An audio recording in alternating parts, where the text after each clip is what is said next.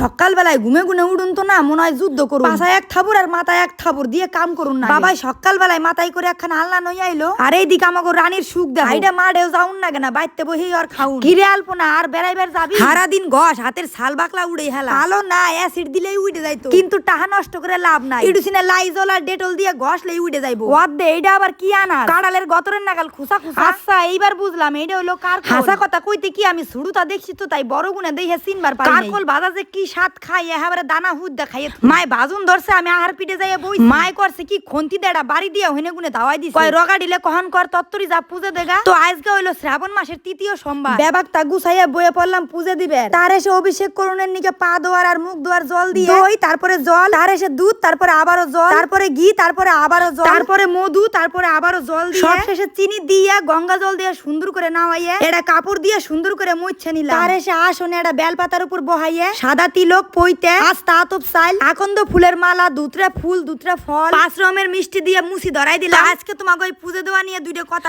আমি কিন্তু এই পূজা দেওয়া নিয়ে অতটা বুঝি না, যেইটুকুই শিখছি আমার দিদির কাছে গুনে। আর সব থেকে বড় কথা হইলো মন থেকে ভক্তি বইরা পূজা দেওয়াটাই হলো মেন, তাই কোনো ভুল ত্রুটি হইলে অবশ্যই আমারে ক্ষমা করে দিও। তো বন্ধুরা এই বলে বাবারে সন্তুষ্ট করবার নিকে আরো কি কি করুন নাগে তোমরা জানলে কিন্তু অবশ্যই কইও। আর হ্যাঁ আরেকটা কথা না কইলেই নয়, পূজা দিবার গেলে আমার ভিডিও করা মোড়ে গেলে পছন্দ না, তাও তোমাকে না গাইস কি একটু শেয়ার করলাম।